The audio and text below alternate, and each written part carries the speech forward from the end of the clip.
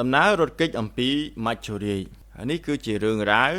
ការរស់រានរបស់សត្វ Penguin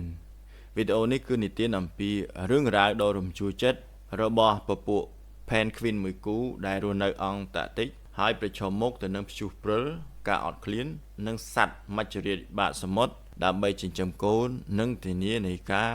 រស់រានរបស់គ្រួសារព្យុះព្រិលដ៏ខ្លាំងក្លាបានបោកបក់អស់រយៈពេល3ថ្ងៃនៅក្នុងសីតុណ្ហភាពដកក្រោម40អង្សាសត្វ Penguin តិចជាង 1% តែប៉ុណ្ណោះដែលនៅរស់រានសត្វ Penguin ឈ្មោលខ្លះបានបាត់ខ្លួនអស់មួយរយៈហើយគ្រប់គ្នាតែងតែគិតថាវាស្លាប់បាត់ទៅហើយក៏ប៉ុន្តែដោយសារតែកម្លាំងចិត្តដ៏មុតមាំវាក៏បានងើបតស៊ូជាមួយទៅនឹងការនឿយហត់របស់វាមកដល់កន្លែងវិញដោយអភូតហេតុ2សប្តាហ៍ក្រោយមកកូន Penguin ក៏បានញាស់ពីដែលធ្វើឲ្យចំណងស្នេហ៍របស់ពួកវាញីនិងឈ្មោលក៏កាន់តែរឹងមាំឡើងឪពុកម្ដាយគឺត្រូវតែផ្លាស់ប្ដូរវេនគ្នាទៅកាន់សមុទ្រដើម្បីរកចំណីត្រឹមរយៈពេល1ខែប៉ុណ្ណោះដើម្បីចិញ្ចឹមកូនឲ្យធាត់រហូតដល់4ដងនៃទម្ងន់កំណើតដើម្បីត្រៀមទប់ទល់ទៅនឹងរដូវរងាដ៏ត្រជាក់នៅពេលដែលកូន Penguin ធំឡើងពួកវាក៏ចាប់ផ្ដើមរៀនហែលទឹកនេះគឺជាមេរៀនដំបូងគេ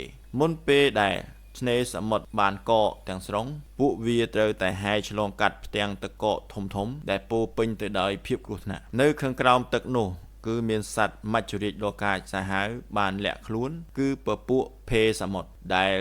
ស៊ីសត្វ Penguin រាប់សិបក្បាលក្នុងមួយថ្ងៃសត្វ Penguin ទាំងអស់នេះគឺត្រូវប្រឈមមុខទៅនឹងការឆ្លងកាត់ទឹកកកដើម្បីទៅដល់សមុទ្រដែលមិនមានទឹកកកភេទឹកបានបង្កើតនៅភាពវឹកវរដោយចេតនាដើម្បីបំបែកពពួក Penguin ចេញអំពីគ្នាសត្វភេទឹកនេះបានវាយប្រហារកូន Penguin ដែលខ្សោយជាងគេហើយចាប់វាបានឪពុកម្ដាយមានការភិតភ័យប៉ុន្តែគឺគ្មានអំណាចណាដើម្បីជួយកូនរបស់ពួកគេនោះទេនៅពេលនេះសំណាងល្អ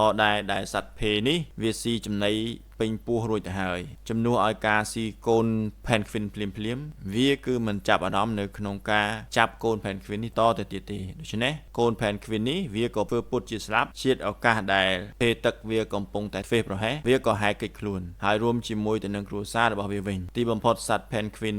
នេះក៏បានទៅដល់សមុទ្របានដោយសុវត្ថិភាពហើយពួកវាក៏ធ្វើដំណើរជាមួយគ្នារហូតដល់កូនអាចធំឡើងដោយឯករាជ្យបាន